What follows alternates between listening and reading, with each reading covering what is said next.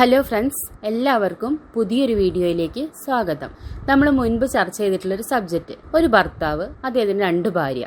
ഇത് കുറച്ച് കോമൺ ആയിട്ട് കാണുന്ന ഒരു സംഭവം തന്നെയാണ്. ചില വിഭാഗങ്ങൾക്കിടയിൽ ഇഷ്ടംപോലെ അങ്ങനെ ഒരു ഭർത്താവ് 2 ഭാര്യ അങ്ങനെയുണ്ട്.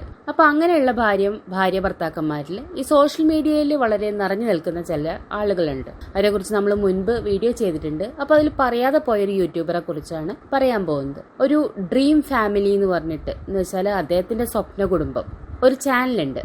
ആ ചാനലിലുള്ള കഥാപാത്രങ്ങൾ അത് നടത്തുന്നത് ഹംസ എന്ന് പറയുന്ന ഒരു വ്യക്തിയാണ്. ഹംസയ്ക്ക് 2 ഭാര്യമാരുണ്ട്. അവരുടെ ചാനൽ ഞാൻ മുൻപും കണ്ടിട്ടുണ്ട്. ആ ചാനലിൽ ഇരുന്നവർ പറഞ്ഞ കുറെ കാര്യങ്ങൾ തന്നെ അവരൊരു ഇന്റർവ്യൂവിൽ വിശദമായിട്ട് പറയുന്നുണ്ട്. പുതിയൊരു ഇന്റർവ്യൂ ആണ്. നമ്മുടെ ശരണ്യമോളാണ് ആ ഇന്റർവ്യൂ എടുത്തിട്ടുള്ളത്. ഇന്റർവ്യൂവിൽ അദ്ദേഹം അവരുടെ ആ ജീവിതകഥ പറയുന്നുണ്ട്. എങ്ങനെ ഈ 2 ഭാര്യമാരുണ്ടായി എന്നുള്ള കഥ പറയുന്നുണ്ട്. ഹംസ എന്ന് പറയുന്ന വ്യക്തി, അദ്ദേഹത്തിന്റെ മാതാപിതാക്കള് അധ്യാപകരാണ്. ഇദ്ദേഹം ഒരു 10ാം ക്ലാസ് പഠിക്കുന്ന സമയത്ത് ഒരു പെൺകുട്ടിയെ പ്രേമിക്കുന്നു, അനീഷ എന്ന് പറയുന്ന ഒരു കുട്ടി. അങ്ങനെ 10 വർഷത്തോളം ആ കുട്ടിയെ പ്രേമിക്കുന്നു. ഈ അനീഷനെ വരൊക്കെ ഇദ്ദേഹവും ഇദ്ദേഹത്തിന്റെ ഫാമിലിയൊക്കെ അനിയ എന്നാണ് വിളിക്കുന്നത്. അപ്പൊ ഈ അനിയയെ പ്രേമിക്കുന്നു. അങ്ങനെ 10 വർഷം കഴിഞ്ഞിട്ട് ഇവര് വിവാഹിതരാകുന്നു. എന്നിട്ട് അവര് ഒരു 11 വർഷം വീണ്ടും ഒരുമിച്ച് ജീവിക്കുന്നു. എന്ന് വെച്ചാല് ഹംസ എന്ന് പറയുന്ന വ്യക്തി ഇദ്ദേഹത്തിന്റെ ഈ ഭാര്യയും തമ്മിൽ 21 വർഷത്തെ ബന്ധമുണ്ട്. 10ാം ക്ലാസ് മുതൽ ഈ വിവാഹവും കഴിച്ച് 2 മക്കളുമായിട്ട് ഉള്ള നീണ്ട കാലത്തെ ഒരു ജീവിതം, അത്രയും ബന്ധമുണ്ട്. അങ്ങനെ ആ ബന്ധമൊക്കെ നിലനിൽക്കുന്ന സമയത്ത് അദ്ദേഹത്തിന്റെ ഓഫീസിൽ അദ്ദേഹത്തിന്റെ കൂടെ വർക്ക് ചെയ്യുന്ന ഒരു പെൺകുട്ടിയുണ്ട്, രഞ്ജിത പ്രകാശ് അങ്ങനെ എന്തോ പറഞ്ഞിട്ടൊരു പെൺകുട്ടി. അവരുടെ ഓഫീസിൽ നിന്ന് ഒരു ടൂർ പോകുന്നു. 10 ആള് അടങ്ങുന്ന ഒരു ടൂറാണ്. 5 ബൈക്കേ ഉള്ളൂ തോന്നുന്നു. അപ്പൊ അതിലൊരാൾ വന്നില്ല. അതിന് പകരം അദ്ദേഹത്തിന്റെ ബൈക്ക് കയറുന്നത് ഈ പെൺകുട്ടിയാണ്. ഈ രഞ്ജിത പറഞ്ഞ പെൺകുട്ടിയാണ് അദ്ദേഹത്തിന്റെ ബൈക്കിന്റെ പുറകിൽ കയറുന്നത്. അങ്ങനെ അവർ ആ ടൂർ പോകുന്നു. ആ ടൂറിന് ശേഷം വളരെ മോശമായിട്ട് കൂടെ ഉണ്ടായിരുന്ന ആളുകള് ഇദ്ദേഹത്തിനെയും ഈ പെൺകുട്ടിയെയും കുറിച്ച് അപവാദ കഥകൾ പറഞ്ഞുണ്ടാക്കുന്നു. ഒന്നുമില്ല, അവർ തമ്മിൽ യാതൊരു ബന്ധവും ഇല്ല കേട്ടോ. അവർ ഭയങ്കര നല്ല കൊളീഗ്സ് മാത്രമായിരുന്നു. എന്നിട്ടും അവരെ കുറിച്ചിട്ട് ഈ അപവാദ പ്രചരണങ്ങൾ പറഞ്ഞുണ്ടാക്കുന്നു. അപ്പൊ ഈ ആളുകള് ഇദ്ദേഹത്തിന്റെ ഭാര്യയെ വിളിച്ചിട്ട് പറയുന്നു, ഇവനെ സൂക്ഷിക്കണം, ഇവന് ഈ ഓഫീസിലുള്ള പെൺകുട്ടിയായിട്ട് ബന്ധമുണ്ട് എന്ന് പറയുന്നു. അപ്പോൾ ഭാര്യയ്ക്ക് ഭയങ്കര ദേഷ്യം വരുന്നു. ഭാര്യ ഭയങ്കര വഴക്കുണ്ടാക്കുന്നു, സംശയിക്കുന്നു, ഫോണൊക്കെ ചെക്ക് ചെയ്യാൻ തുടങ്ങുന്നു. അങ്ങനെ ആ ബന്ധം ഭയങ്കര കോംപ്ലിക്കേറ്റഡ് ആവുന്നു. ഭയങ്കര വഴക്കുകൾ അവരുടെ വീട്ടിൽ നടക്കുന്നു. അപ്പോൾ ഇവരും ഈ വ്യക്തി ഹംസ എന്ന് പറയുന്ന വ്യക്തിയും ഈ ഓഫീസിലുള്ള പെൺകുട്ടിയും തമ്മിൽ യാതൊരു ബന്ധവുമില്ല. നാട്ടുകാർ വെറുതെ പറഞ്ഞുണ്ടാക്കിയതാണ്. അപ്പോൾ അങ്ങനെ ഇരിക്കുന്ന സമയത്ത് ഇതൊക്കെ വളരെ പ്രശ്നങ്ങളായി മാറുമ്പോൾ സ്വാഭാവികമായിട്ട് ഈ പെൺകുട്ടി ഈ ഹംസ കാരണം ഒരുപാട് ചീത്തപ്പേര് കേട്ടു അല്ലേ. അപ്പോൾ ഹംസയ്ക്ക് തീർച്ചയായിട്ടും ഈ പെൺകുട്ടിയെ സേവ് ചെയ്യേണ്ട കാര്യമുണ്ട്. നമ്മളിത് മുൻപും കണ്ടിട്ടുണ്ട്. ദിലീപിന്റെയും കാവ്യമാധവന്റെയും വിഷയത്തിൽ ദിലീപിനെയും കാവ്യമാധവനെയും കുറിച്ച് വെറുതെ നാട്ടുകാരെ അപവാദം പറഞ്ഞപ്പോൾ ദിലീപ് സ്വന്തം ഭാര്യ മഞ്ജുവിനെയാണ്ട് ഉപേക്ഷിച്ചിട്ട് ഈ പെൺകുട്ടിയുടെ ജീവിതം നശിച്ചു പോവല്ലോ എന്ന് കരുതിയിട്ട് ഈ പെൺകുട്ടിയെ സ്വീകരിച്ചു, കാവ്യമാധവനെ സ്വീകരിച്ചു. അതേപോലെ തന്നെയാണ് ഈ ഹംസ എന്ന് പറയുന്ന വ്യക്തിയുടെ അവസ്ഥ. ഹംസേനെ ഈ പെൺകുട്ടീനെയും കുറിച്ചിട്ട് വെറുതെ ആളുകൾ അപവാദം പറഞ്ഞപ്പോൾ അദ്ദേഹം ഭാര്യയെ അങ്ങോട്ട് ഒഴിവാക്കിയിട്ട് ഈ പെൺകുട്ടിയെ സ്വീകരിക്കുന്ന ഒരു അവസ്ഥ വന്നു എന്ന് വേണമെങ്കിൽ പറയാം. അങ്ങനെ ഈ പെൺകുട്ടിയായിട്ട് അദ്ദേഹത്തിന് ഈ ആളുകളൊക്കെ അങ്ങനെ അപവാദം പറഞ്ഞതുകൊണ്ട് ആ കുട്ടിക്ക് ഒരു ജീവിതം കൊടുക്കണമല്ലോ എന്ന് കരുതിയിട്ട് ആ കുട്ടിയായിട്ട് ഇദ്ദേഹം അടുപ്പം സ്ഥാപിച്ചു. അങ്ങനെ ഇരിക്കുമ്പോൾ ഭാര്യയ്ക്ക് ഇത് തീരെ സഹിക്കാൻ സാധിച്ചില്ല. അവരൊരുപാട് ബഹളം ഉണ്ടാക്കി. അവർ ഭർത്താവിനോട് പലപ്പോഴും ബഹളം ഉണ്ടാക്കി. അവരുടെ കൂടെ നിന്നിട്ട് അവരുടെ ഫ്രണ്ട്സ് ഒക്കെ അവരെ ചതിച്ചു എന്നാണ് പറയുന്നത്. ഈ ഭർത്താവിനെ കുറിച്ച് വെറുതെ അപവാദം ഈ സ്ത്രീക്ക് പറഞ്ഞു കൊടുത്തിട്ട് ഈ സ്ത്രീയുടെ മനസ്സിൽ അനാവശ്യമായിട്ടുള്ള സംശയം വളർത്തി അവരിങ്ങനെ സംശയിച്ചത് കൊണ്ട് ഹംസയ്ക്ക് ഈ പെൺകുട്ടിയെ സ്വീകരിക്കേണ്ടി വന്നു. തീർച്ചയായിട്ടും ഭർത്താവിന് ഇങ്ങനെ ഒരു ബന്ധമുണ്ട് എന്ന് ആരെങ്കിലുമൊക്കെ പറഞ്ഞ് അറിയുന്ന സമയത്ത് ഈ ഭാര്യമാര് വഴക്കുണ്ടാക്കാൻ പോകും അല്ലേ. ഈ പെൺകുട്ടിയോട് വഴക്കുണ്ടാക്കുക, അല്ലെങ്കിൽ ഭർത്താവിനോട് വഴക്കുണ്ടാക്കുക. ഭർത്താവിനോട് ഓൾറെഡി വഴക്കുണ്ടാക്കിക്കൊണ്ടിരിക്കുകയായിരുന്നു. ഭർത്താവിന് അറിയായിരുന്നു ഈ ഭാര്യ, ആദ്യത്തെ ഭാര്യ ഓഫീസിൽ വന്നിട്ട് വഴക്കുണ്ടാക്കും, ഈ പെൺകുട്ടിയോട് വഴക്കുണ്ടാക്കുമെന്ന് അദ്ദേഹത്തിന് അറിയായിരുന്നു. ബുദ്ധിമാനായ ഭർത്താവ് അവിടുന്ന് മാറി നിന്നു. ഇനി വഴക്കൊന്നും ഉണ്ടാവണ്ട വെച്ചിട്ട് മാറി നിന്നു. എന്നിട്ട് ആ പെൺകുട്ടിയോടും പറഞ്ഞു, നീ ലീവ് എടുത്തോ, അവൾ വഴക്കുണ്ടാക്കാനായിട്ട് വരുന്നുണ്ടെന്ന് പറഞ്ഞു. ഈ വ്യക്തി ഓഫീസിൽ ചെന്നു. അപ്പൊ അവിടെ ആരും ഇല്ല, എന്ന് വെച്ചാൽ ഈ ഭർത്താവും ഇല്ല, ഭർത്താവിന്റെ ഈ കാമുകിയും ഇല്ല. അപ്പൊ അവിടെ കിടന്ന് ഭയങ്കര ബഹളം ഉണ്ടാക്കുന്നു. എന്നിട്ട് അവിടെ നിന്ന് ഇറങ്ങിയിട്ട് ഈ ഭാര്യ നേരെ ഈ പെൺകുട്ടിയുടെ വീട്ടിലേക്ക് പോകുന്നു. അപ്പൊ ഈ പെൺകുട്ടി വീട്ടിൽ നിന്നും മാറി നിൽക്കുകയാണ്. അവിടെ ഈ പെൺകുട്ടിയുടെ അമ്മ കുറച്ച് വയ്യാതിരിക്കുന്നതാണ്. അപ്പൊ അവിടെ പോയിട്ട് വഴക്കുണ്ടാക്കിയാൽ ഈ അമ്മയ്ക്ക് എന്തെങ്കിലും പ്രശ്നം ഉണ്ടാവുമോ എന്ന് കരുതിയിട്ട് ഈ ഭാര്യയോട് പലരും പറഞ്ഞു, അവിടെ പോയി വഴക്കുണ്ടാക്കണ്ട, ആ അമ്മ പാവം വയ്യാതിരിക്കല്ലേ പറഞ്ഞതുകൊണ്ട് അവർ അവിടുന്ന് വലിയ ബഹളമൊന്നും ഉണ്ടാക്കിയില്ല. പക്ഷെ അതോടുകൂടെ നാട്ടുകാർ, ആ പെൺകുട്ടിയുടെ നാട്ടിലുള്ള എല്ലാ ആളുകളും അറിഞ്ഞു ഈ പെൺകുട്ടിക്ക് ഇങ്ങനെ ഭാര്യയും 2 കുട്ടികളും ഉള്ളൊരു വ്യക്തിയായിട്ട് ഇങ്ങനെ ഒരു അവിഹിത ബന്ധം എന്നൊന്നും പറയാൻ പറ്റില്ല കേട്ടോ. ഭയങ്കര പ്യുവറായിട്ടുള്ള സ്നേഹം മാത്രമാണ് കാമുകന്മാരാണ് അവരെന്നുള്ളതാണ്. അപ്പോൾ ഇങ്ങനെ ഒരു ബന്ധം ഉണ്ടെന്ന് പറഞ്ഞു. എല്ലാവരും അറിഞ്ഞു, നാട്ടുകാരൊക്കെ അറിഞ്ഞു, ഈ പെൺകുട്ടിയുടെ വീട്ടുകാരും അറിഞ്ഞു. ഈ പെൺകുട്ടി വീട്ടിൽ ചെന്നപ്പോൾ ഈ പെൺകുട്ടിയുടെ ചേച്ചി ഈ പെൺകുട്ടീനെ ഭയങ്കരമായിട്ട് ഉപദ്രവിച്ചു, മുഖത്തൊക്കെ അടിച്ചു. പിന്നെ അങ്ങനെ ആ ബന്ധം ഭയങ്കര കോംപ്ലിക്കേറ്റഡ് ആയിട്ട് ഇങ്ങനെ പോയിക്കൊണ്ടിരിക്കുകയായിരുന്നു. അതോടുകൂടെ ഈ ഭാര്യ അവിടുന്ന് പിന്നെ നേരെ അവരുടെ സ്വന്തം വീട്ടിലേക്കാണ് പോകുന്നത്. ദിവസങ്ങളോളം റൂമിനുള്ള അടച്ചിരുന്നു, കുട്ടികളുടെ കാര്യമൊന്നും നോക്കാതെ ഒരുപാട് കരഞ്ഞുകൊണ്ട് വിഷമിച്ചുകൊണ്ട് അടച്ചിരുന്നു. അങ്ങനെ ഇരിക്കുന്ന സമയത്ത് ഈ ഹസ്ബൻഡിന് പിന്നെ എല്ലാ വീട്ടുകാരും ഈ സ്വന്തം വീടുമായിട്ടും പ്രശ്നമായി, ഭാര്യയുടെ വീടുമായിട്ടും പ്രശ്നമായി, ഭാര്യയായിട്ടും പ്രശ്നമായി, എവിടെയും കയറാൻ പറ്റാത്ത അവസ്ഥയിലായി ഹംസ എന്ന് പറയുന്ന വ്യക്തി. അപ്പോൾ അദ്ദേഹം പതുക്കെ ഭാര്യയെ ഫോണൊക്കെ വിളിച്ച് കൺവിൻസ് ചെയ്ത് എനിക്ക് അവളില്ലാതെ ജീവിക്കാൻ പറ്റില്ല, നീ ഇല്ലാതെ എനിക്ക് ജീവിക്കാൻ പറ്റില്ല എന്നൊക്കെ പറഞ്ഞ് കൺവിൻസ് ചെയ്ത് കൊണ്ട് ഇരിക്കുന്നുണ്ടായിരുന്നു. അതിൻ്റെ ഇടയിൽ ഭാര്യ പോയിട്ട് പോലീസ് സ്റ്റേഷനിൽ പോയിട്ട് പരാതി കൊടുക്കുക. പോലീസുകാർ ഭാര്യയ്ക്കാണ് പ്രശ്നം, ഭാര്യയ്ക്ക് സംശയരോഗമാണ്, നിങ്ങൾ കൗൺസിലിംഗ് എടുക്കൂ എന്നൊക്കെ പറഞ്ഞു. ഈ ഭാര്യ പോയിട്ട് വക്കീലിനെ കണ്ടിട്ട് ഒരു ഡിവോഴ്സ് നോട്ടീസ് ഈ ഭർത്താവിന് അയക്കുക വരെ ചെയ്തു. എന്തായാലും ഭർത്താവ് പിന്നീട് കൺവിൻസ് ചെയ്ത് ഭാര്യയ്ക്ക് മനസ്സിലായി ഈ ഭർത്താവ് വളരെ പാവം മനുഷ്യനാണ്, അദ്ദേഹത്തിന് ആ പെൺകുട്ടിയോടുള്ള സ്നേഹം ഒരിക്കലും ഒഴിവാക്കാൻ പറ്റില്ല, അത്ര അഗാധമായ പ്യുവറായിട്ടുള്ള സ്നേഹമാണ്. അപ്പോൾ ആ പെൺകുട്ടിയായിട്ടും കൂടെ ഈ ഭർത്താവ് ജീവിച്ചോട്ടെ എന്നുള്ള നിലപാടിൽ ഭാര്യ എത്തി. ഇവർ രണ്ടുപേരും മുസ്ലിം കമ്മ്യൂണിറ്റിപ്പെട്ട ആളുകളാണ്. ഈ ഹംസ എന്ന് പറയുന്ന വ്യക്തിയും അദ്ദേഹത്തിന്റെ ആദ്യത്തെ ഭാര്യയായിട്ടുള്ള അനിയയും മുസ്ലിം കമ്മ്യൂണിറ്റിപ്പെട്ട വ്യക്തിയാണ്. ഈ രണ്ടാമത് വിവാഹം കഴിക്കാൻ പോകുന്ന പെൺകുട്ടി ഒരു ഹിന്ദു കമ്മ്യൂണിറ്റിപ്പെട്ട കുട്ടിയാണ്. അപ്പോൾ ആ കുട്ടിയെ തീർച്ചയായിട്ടും ഒരു മതമാറ്റത്തിലൂടെ മുസ്ലിം ആക്കി മാറ്റിയിട്ട് വേണം വിവാഹം കഴിക്കാൻ. അപ്പോൾ പൊന്നാനിയിൽ കൊണ്ടുപോയിട്ട് മതം മാറ്റണം, ഇവരെ ഈ വീട്ടിൽ നിന്നും ഇറക്കണം, ഈ പെൺകുട്ടീനെ അവളുടെ വീട്ടിൽ നിന്ന് ഇറക്കി കൊണ്ടുവന്നിട്ട് വേണം വിവാഹം കഴിക്കാൻ. അപ്പോൾ ഇതോടുകൂടെ ഈ വിഷയങ്ങളൊക്കെ ഉണ്ടായതോടുകൂടെ ഇവരുടെ സുഹൃത്തുക്കളും ഇവരുടെ അടുത്ത് നിന്ന് അകന്നു പോയിട്ടുണ്ടായിരുന്നു. അപ്പോൾ ഇവർക്ക് വേറെ ആരും ഹെൽപ്പ് ചെയ്യാനില്ല.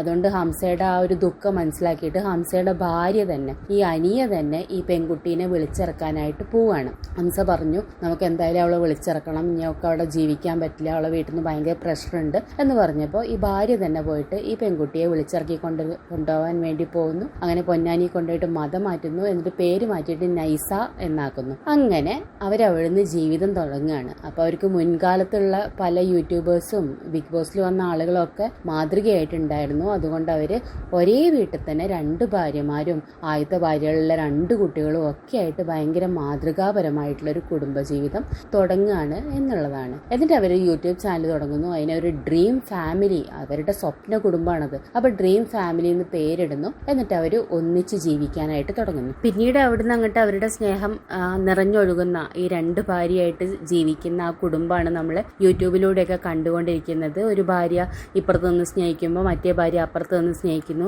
2 പേരും നിൽക്കുമ്പോൾ ഇദ്ദേഹം മുട്ടുകുത്തി നിന്നിട്ട് സ്നേഹം എനിക്ക് നിങ്ങളോട് വളരെ സ്നേഹമാണെന്ന് പറയുന്നു. അങ്ങനെ ഭയങ്കര സ്നേഹത്തോടു കൂടെ മാതൃകാപരമായിട്ട് ആ കുടുംബം അങ്ങനെ മുന്നോട്ട് പോയിക്കൊണ്ടിരിക്കുകയാണ്. ഇപ്പോൾ ഇതേ രീതിയിലാണ് അവർ പ്രസന്റ് ചെയ്യുന്നത്. ആ ഇന്റർവ്യൂവിൽ അവർ ഇതേ രീതിയിലാണ് അത് പ്രസന്റ് ചെയ്യുന്നത്. എന്ന് വെച്ചാൽ ഭയങ്കര നിഷ്കളങ്കമായിട്ടുള്ള ഒരു സ്നേഹം എന്നുള്ള പോലെ. അവരിടയ്ക്കൊക്കെ പറയുന്നുണ്ട് ഞങ്ങൾക്ക് തെറ്റാന്നറിയാന്നൊക്കെ ഹംസ പറയുന്നുണ്ട്.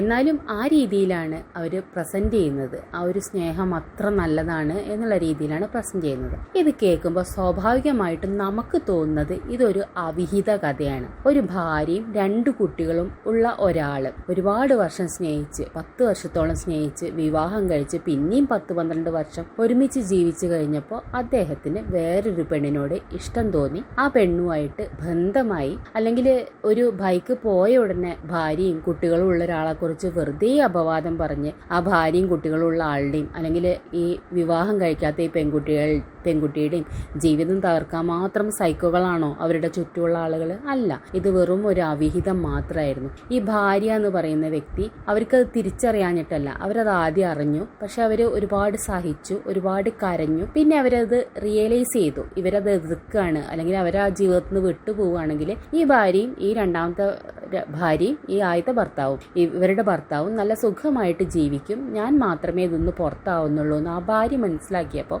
ആ ഭാര്യ അതിൽ തന്നെ കടിച്ചു തൂങ്ങി നിന്നു എന്ന് മാത്രമേ ഉള്ളൂ. അല്ലാതെ ഇതൊരു മഹത്തരമായിട്ടുള്ള ലവ് സ്റ്റോറിയോ ഒന്നുമല്ല. നമ്മളെ ഇന്റർവ്യൂ എടുക്കുന്ന ആള് ഈ ശരണ്യമോൾ എന്ന് പറയുന്ന വ്യക്തിയാണ്. നിങ്ങൾക്ക് അറിയണ്ടാവും, ഭയങ്കര നിലപാടുള്ള. നമ്മൾ ചില ഇന്റർവ്യൂ ഒക്കെ എടുക്കുന്ന ആളുകളെ വളരെ മോശമായിട്ട് കാണാറുണ്ട്. അവർ തോന്നിയ സ്റ്റാൻഡേർഡ് ഇല്ലാത്ത ക്വസ്റ്റ്യൻസ് ഒക്കെ ചോദിക്കുന്ന വളരെ മോശമായിട്ടുള്ള ഇന്റർവ്യൂ ചെയ്യുന്ന ആളുകൾ എന്നൊക്കെ പറയുന്ന രീതിയിലുള്ള മഞ്ഞ ചാനലുകളൊക്കെ ഉണ്ട്. പക്ഷെ നമ്മൾ ഒരിക്കലും ശരണ്യമോളെയും അതേപോലെ രജനീഷിനെയൊന്നും അങ്ങനെയല്ല കാണുന്നത്. അവരൊക്കെ ഭയങ്കര സ്റ്റാൻഡേർഡുള്ള ഭയങ്കര നിലപാടുള്ള നല്ല നല്ല ആളുകളെ ഇന്റർവ്യൂ ചെയ്യുന്ന, എല്ലാത്തിലും ഒരു ഉറച്ച സ്റ്റാൻഡുള്ള ആളുകളായിട്ടാണ് നമ്മൾ ഈ ശരണ്യാമോളെയും രജനീഷിനെയും ഒക്കെ കണ്ടിരുന്നത് എന്ന് വേണമെങ്കിൽ പറയാം. ഇപ്പം അടുത്ത കാലത്ത് ഈ ശരണ്യാമോളുടെ വിഷയമാണെങ്കിൽ അവർ ഈ ഇരയ്ക്കൊപ്പം വേട്ടക്കാരനൊപ്പം ഒക്കെ നിൽക്കുക എന്ന് പറയുന്ന പോലെ വേടനെയൊക്കെ ഒരുപാട് സപ്പോർട്ട് ചെയ്തിട്ടൊക്കെ രംഗത്ത് വന്നപ്പോൾ അവർക്ക് പ്രത്യേകിച്ച് നിലപാടുകളൊന്നുമില്ല. അവരുടെ എന്തോ ഒരു വ്യക്തി താല്പര്യം വെച്ചിട്ട് അവർ ഓരോരോ അഭിപ്രായങ്ങൾ പറയുന്നു എന്നുള്ള പോലെ നമുക്ക് തോന്നാവുന്നതുള്ളൂ. അവർ നന്നായിട്ട് ചെയ്ത ഇന്റർവ്യൂകൾ ഞാൻ കണ്ടിട്ടുണ്ട്, പല ആളുകളും നന്നായിട്ട് ചെയ്ത ഇന്റർവ്യൂകൾ കണ്ടിട്ടുണ്ട്. പക്ഷേ ഈ ഇന്റർവ്യൂ എന്ന് പറയുമ്പോൾ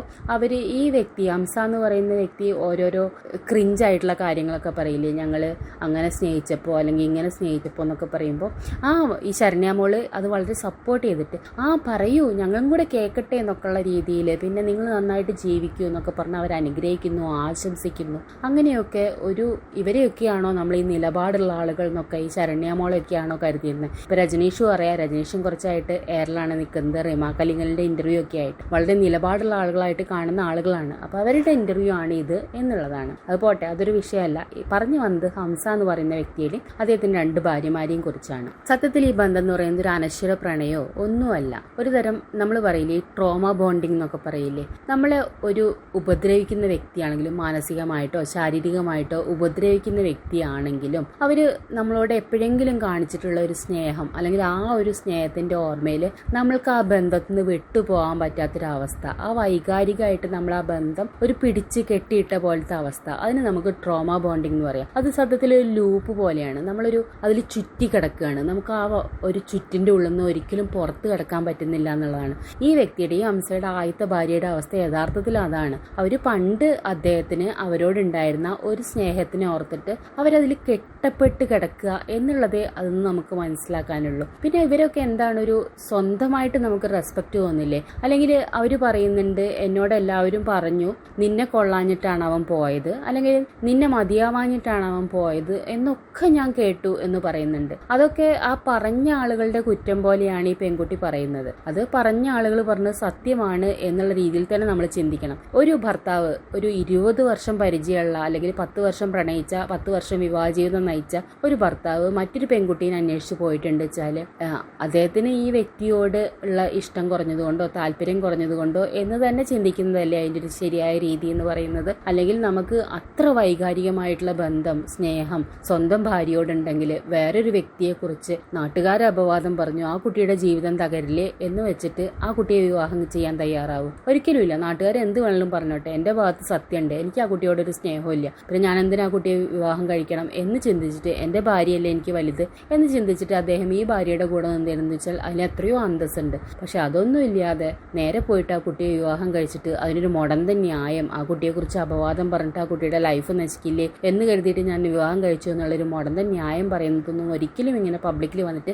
ന്യായീകരിക്കാനും അങ്ങനെ ന്യായീകരിക്കുന്ന ആളുകളെയൊക്കെ ഇങ്ങനെ ഇന്റർവ്യൂ എടുക്കേണ്ട കാര്യം എന്താണെന്ന് മനസ്സിലാവുന്നില്ല. ഇപ്പോൾ ഈ വൈഫിന് എന്തെങ്കിലും ഒരു സെൽഫ് റെസ്പെക്റ്റ് ഉണ്ടെങ്കിൽ സ്വന്തമായിട്ടൊരു ജോലി ചെയ്ത് ജീവിക്കാം, ഞാൻ എൻ്റെ ഇഷ്ടത്തിന് ജീവിക്കും, അല്ലെങ്കിൽ ഞാൻ എൻ്റെ കുട്ടികളെ വളർത്തും, ഈ ഭർത്താവിന് എനിക്ക് എന്തിനാണ്, എന്നെ വേണ്ടാതെ പോയ ഭർത്താവല്ലേ എന്ന് ചിന്തിക്കുന്നതാണ് ഒരു അഭിമാനം. ഒരു സ്ത്രീയെ സംബന്ധിച്ച് അഭിമാനം എന്ന് തന്നെയാണ് എനിക്ക് തോന്നുന്നത്. പിന്നെ ഈ രണ്ടാമത്തെ ഭാര്യ എന്ന് പറയുന്ന വ്യക്തിയെ കുറിച്ച് പറയുകയാണെങ്കിൽ അവർക്കറിയാം അയാൾക്ക് വേറെ ഭാര്യയുണ്ട്, 2 കുട്ടികളുണ്ട് എന്നൊക്കെ അറിയാം. അയാളുമായിട്ട് ഈ അവിഹിതബന്ധം സ്ഥാപിക്കുമ്പോൾ ഇപ്പോൾ ഇതിൽ ഈ ആദ്യത്തെ ഭാര്യ ക്ഷമിച്ച് എല്ലാം സഹിച്ച് കൂടെ ജീവിക്കാൻ തയ്യാറായതുകൊണ്ട് അവരുടെ ജീവിതം പൂർണ്ണമായിട്ടും തള്ളപ്പെട്ടു പോയില്ല എന്ന് വേണമെങ്കിൽ പറയാം. പക്ഷേ ഇതൊരിക്കലും ആ പെൺകുട്ടി തിരിച്ച് ഇത് അംഗീകരിക്കാൻ തയ്യാറായില്ല, അല്ലെങ്കിൽ ഇവരുടെ കൂടെ വരാൻ തയ്യാറായില്ല വെച്ചാൽ ആ ഭാര്യയും ഈ 2 കുട്ടികളും ആ ഭാര്യയ്ക്ക് സ്വന്തമായിട്ട് നിലനിൽക്കാനുള്ള കഴിവില്ലെങ്കിൽ, ജോലി ചെയ്യാനുള്ള ഒരു കഴിവില്ലെങ്കിൽ, അല്ലെങ്കിൽ ജോലി കിട്ടിയില്ലെങ്കിൽ ആ സ്ത്രീയും ആ 2 കുട്ടികളും വഴിയാധാരാവുകയാണ് ചെയ്യുന്നത്. ഒരു സ്ത്രീയെയും 2 കുട്ടികളെയും വഴിയാധാരായിട്ട് അവരുടെ ഭർത്താവിനെ തട്ടിയെടുക്കാന്നുള്ള രീതിയിൽ തന്നെയാണ് ഈ പെൺകുട്ടി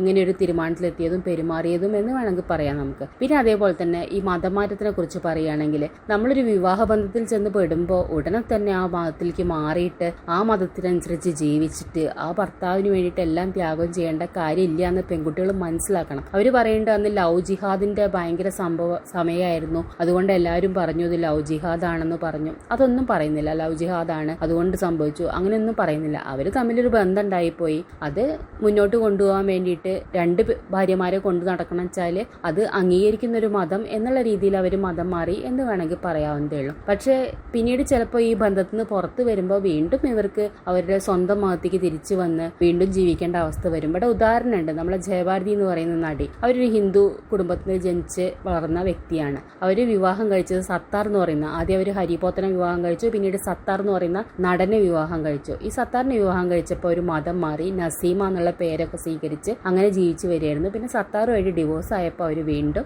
ആ മതമൊക്കെ വിട്ട് പേരൊക്കെ വിട്ട് വീണ്ടും ജയഭാരതിയായിട്ട് മാറി എന്നുള്ളതാണ്. അപ്പോൾ നമ്മളുടെ ഒരു വ്യക്തിത്വം, നമ്മൾ ജനിച്ച് വളർന്ന മതത്തിൽ നിലനിൽക്കുക, മതം ജാതിയൊന്നും വലിയ സംഭവമായിട്ടല്ല, പക്ഷേ അതൊരു വ്യക്തിത്വത്തിന്റെ ഭാഗമായിട്ട് കണക്കാക്കുക. നമ്മളിപ്പോൾ ഒരാളെ സ്നേഹിച്ചു, ഉടനെ തന്നെ അയാളുടെ മതത്തേക്ക് മാറി അയാളെ അത്രയും സപ്പോർട്ട് ചെയ്ത് അല്ലെങ്കിൽ അദ്ദേഹത്തിന് സന്തോഷമാവട്ടെ വെച്ചിട്ട് അദ്ദേഹത്തിന്റെ മതത്തിലേക്ക് മാറേണ്ട ഒരു കാര്യവും ഇല്ല എന്നേ പറയാനുള്ളൂ. പെൺകുട്ടികളോടാണ് പറയുന്നത്. ഇവിടെ ഒരുപാട് ഇപ്പോൾ ലവ് ജിഹാദ് എന്ന് പറയുന്ന സംഭവത്തിനെ കുറിച്ച് ഒന്നുമല്ല പറയുന്നത്. സ്വന്തം കുടുംബത്തിലും സ്വന്തം മതത്തിലും നിന്നിട്ട് നിങ്ങൾക്ക് ഒരാളെ സ്വീകരിക്കാൻ സാധിക്കുന്നുണ്ടെങ്കിൽ അതാണ് ഏറ്റവും ബെറ്റർ ആയിട്ടുള്ള കാര്യം എന്ന് വേണമെങ്കിൽ പറയാം. മുൻപ് ഞാൻ ഇതുപോലൊരു വീഡിയോ ചെയ്ത സമയത്ത് ഒരു ഭർത്താവും 2 ഭാര്യയുള്ള ഒരുപാട് ആളുകളെ ഞാൻ ഇന്ന ജില്ലകളിൽ കണ്ടിട്ടുണ്ട്, അല്ലെങ്കിൽ മലപ്പുറം ജില്ലയിലൊക്കെ ഇഷ്ടംപോലെ കണ്ടിട്ടുണ്ടെന്ന് പറഞ്ഞ സമയത്ത് എനിക്ക് ഒരുപാട് നെഗറ്റീവ് കമന്റ് വന്നിട്ടുണ്ടായിരുന്നു. മലപ്പുറം ജില്ലയിൽ അങ്ങനെയൊന്നുമില്ല, നിങ്ങൾ എവിടെ കണ്ടു എന്നാ പറയുന്നത്, ഞാൻ ഒറ്റ ഭാര്യയും ഭർത്താവിനെയും പോലും കണ്ടിട്ടില്ല, കോഴിക്കോട് ജില്ലയിലില്ല എന്നൊക്കെ പറഞ്ഞ് ഒരുപാട് കമന്റ് വന്നിരുന്നു. അന്ന് ഞാൻ കമന്റിന് മറുപടി കൊടുത്തിരുന്നു. ഇന്നിപ്പോൾ ഞാനത് നിങ്ങളോട് പറയാം. ഈ മലപ്പുറം ജില്ലയിൽ തന്നെ ഒരു സ്ഥലം, അവിടെ ഒരു MLA ഉണ്ടായിരുന്നു. ഇപ്പോൾ അദ്ദേഹം MLA അല്ല. അദ്ദേഹത്തിന് എത്ര ഭാര്യമാരുണ്ടെന്ന് നിങ്ങൾക്ക് അന്വേഷിച്ചാൽ അറിയാവുന്നതേ ഉള്ളൂ. അപ്പോൾ ഈ പ്രമുഖര് ആവുമ്പോൾ നിങ്ങൾക്ക് പെട്ടെന്ന് അറിയാൻ സാധിക്കും. അല്ലാതെ സാധാരണക്കാരുടെ കുടുംബത്തിൽ തന്നെ ഇഷ്ടം പോലെ ഒന്ന് കൂടുതൽ ഭാര്യയുള്ള ബന്ധങ്ങൾ ഉണ്ട് എന്നുള്ളത് തന്നെയാണ്. അത് അവരുടെ മതാചാര പ്രകാരം അത് വളരെ ശരിയായിട്ടുള്ള കാര്യം തന്നെയായിരിക്കും. പക്ഷേ അത് വെച്ചിട്ട് ഇത്തരം അവിഹിത ബന്ധങ്ങളൊക്കെ പ്രോത്സാഹിപ്പിച്ചിട്ട് അതൊരു മതത്തിന്റെ തൊഴുത്ത് കൊണ്ടുപോയി കെട്ടേണ്ട യാതൊരു കാര്യവും ഇല്ല. വെറുതെ ആ മതത്തിന് പോലും ഒരു നാണക്കേടായി ഉണ്ടാക്കി മാറ്റി കൊടുക്കുന്ന വിധത്തിലാണ് ഇവരൊക്കെ ചെയ്യുന്ന ഈ പ്രവൃത്തി എന്ന് പറയുന്നത്. എന്നിട്ട് അവർ ആ മതം വെച്ചിട്ട് അത് വെറുതെ ന്യായീകരിച്ചിട്ട് അവരെ കൂടെ ആ മതത്തിനെ കൂടെ അപമാനിക്കുന്ന ഒരു രീതിയാണ്. ഞങ്ങളെ മതത്തിൽ 4 കെട്ടാം, ഞങ്ങളെ മതത്തിൽ 3 കെട്ടാം എന്നൊക്കെ പറയുന്നത് വെറുതെ ആ മതത്തിനെ അപമാനിക്കുകയാണ്. നിങ്ങൾക്ക് നിങ്ങളുടെ അവിഹിതം മുന്നോട്ട് കൊണ്ടുപോകാൻ വേണ്ടിയിട്ട് വെറുതെ ഒരു മതത്തിനെ വെറുതെ കൂട്ടുപിടിക്കേണ്ട കാര്യമില്ല എന്നുള്ളതാണ്. ആ മതം എന്തുകൊണ്ട് ആ കാലത്ത് 4 കെട്ടാം എന്ന് 4 വരെ കെട്ടാം എന്ന് പറഞ്ഞിട്ടുണ്ട് എന്നുള്ളതിന് അവർക്കത് വ്യക്തമായ കാരണങ്ങളുണ്ട്. അത് ഈ പറയുന്ന കാരണങ്ങളൊന്നുമല്ല. നിങ്ങളൊക്കെ ചെയ്യുന്നത് വെറും അവിഹിതം മാത്രം എന്നേ പറയാനുള്ളൂ. എന്തായാലും അവരിപ്പോൾ നല്ല സന്തോഷമായിട്ട് ജീവിക്കുകയാണ്. ശരണ്യൊക്കെ വളരെ എന്തോ വലിയ ആളുകളെ സമൂഹത്തിന് എന്തോ വലിയ മെസ്സേജ് കൊടുക്കാനുള്ള പോലെ. ശരണ്യ പറയേണ്ടത് ഇന്നത്തെ കാലത്ത് സാധാരണക്കാർ വരെ ഒരു ഭാര്യയുള്ള ആളുകൾ വരെ പെട്ടെന്ന് അഡ്ജസ്റ്റ് ചെയ്യാതെ പെട്ടെന്ന് ഡിവോഴ്സ് ആവുന്ന കാലത്ത് നിങ്ങൾ ഈ 2 ഭാര്യയും കൊണ്ട് ജീവിക്കുന്നത് വലിയ സംഭവമാണ് എന്നൊക്കെയുള്ള രീതിയിൽ ശരണ്യ പറയുന്നുണ്ട്. ശരണ്യക്ക് ഇത് അറിയാഞ്ഞിട്ടൊന്നുമല്ല, എന്നാലും വെറുതെ അങ്ങ് എന്തെങ്കിലും വായ തോന്നിയത് പറയുക എന്നതിന് പറയാനുള്ളൂ. ഒരിക്കലും നമ്മുടെ സമൂഹത്തിൽ അംഗീകരിക്കേണ്ട ഒരു കാര്യമേ അല്ല ഒരു ഭാര്യ അല്ല 2 ഭാര്യ ഒരു ഭർത്താവ് ഒക്കെ ആയിട്ട് ജീവിക്കുന്നത്. നമുക്ക് അംഗീകരിക്കേണ്ട കാര്യമേ ഇല്ല എന്നുള്ളതാണ്. ചെയ്തത് ശുദ്ധ തെമ്മാടിത്തരാണ്. എന്നിട്ട് ആ പെൺകുട്ടി ആദ്യത്തെ ഭാര്യ വന്നിട്ട് അതിനെ ന്യായീകരിക്കുന്ന പോലെ എൻ്റെ പുറകിൽ നിന്നിട്ട് ആളുകൾ എന്നെ ചതിച്ചു, അവരെന്നോട് പറഞ്ഞു എൻ്റെ ഭർത്താവിന് അവീതം ഉണ്ടെന്ന് പറഞ്ഞു, അവരെന്നെ ചതിച്ചു എന്ന് പറയുന്നുണ്ട്. സത്യത്തിൽ ചതിച്ചത് ആ പെൺകുട്ടിയുടെ ഭർത്താവ് തന്നെയാണ്. ഈ ഹംസ എന്ന് പറയുന്ന വ്യക്തിയാണ് ഈ അനിയ എന്ന് പറയുന്ന വ്യക്തിയെ ചതിച്ചിട്ടുള്ളത്. അതുപോലെ തന്നെ ഈ 2ാമത്തെ ഭാര്യയെയും നമുക്ക് ഒരു ട്രാപ്പ് പെട്ട പോലെ തന്നെ നമുക്ക് വേണമെങ്കിൽ പറയാം. ആ പെൺകുട്ടി ഇങ്ങനത്തെ ഒരു ബന്ധത്തിൽ പക്വതയില്ലാത്ത പ്രായത്തിൽ ഇങ്ങനൊരു ബന്ധത്തിൽ വന്നു പെടുമ്പോൾ അദ്ദേഹത്തിന് പറഞ്ഞു കൊടുക്കുക, എനിക്കൊരു ഭാര്യയുണ്ട്, 2 കുട്ടികളുണ്ട്, ഇങ്ങനത്തെ ബന്ധം നമുക്ക് പറ്റില്ല. അദ്ദേഹം അവസരം മുതലാക്കി എന്ന് തന്നെ പറയാൻ പറ്റുള്ളൂ. ഇതൊക്കെ കൊണ്ടുവന്ന് സോഷ്യൽ മീഡിയയിൽ കൊണ്ടുവന്നിട്ട് വലിയ ഗ്ലോറിഫൈ ചെയ്ത് എന്തോ മഹത്തരമായ ബന്ധമാണ് എന്നുള്ള രീതിയിലൊന്നും കൊട്ടി ഘോഷിക്കാതിരിക്കുക. ഇനി വരുന്ന തലമുറ ഇതൊന്നും കണ്ടു പഠിക്കരുത്. ഇങ്ങനത്തെ കാര്യങ്ങളൊക്കെ വളരെ തെറ്റായിട്ടുള്ള കാര്യം തന്നെയാണ് എന്നുള്ളതേ പറയാനുള്ളൂ. എല്ലാവർക്കും നന്ദി.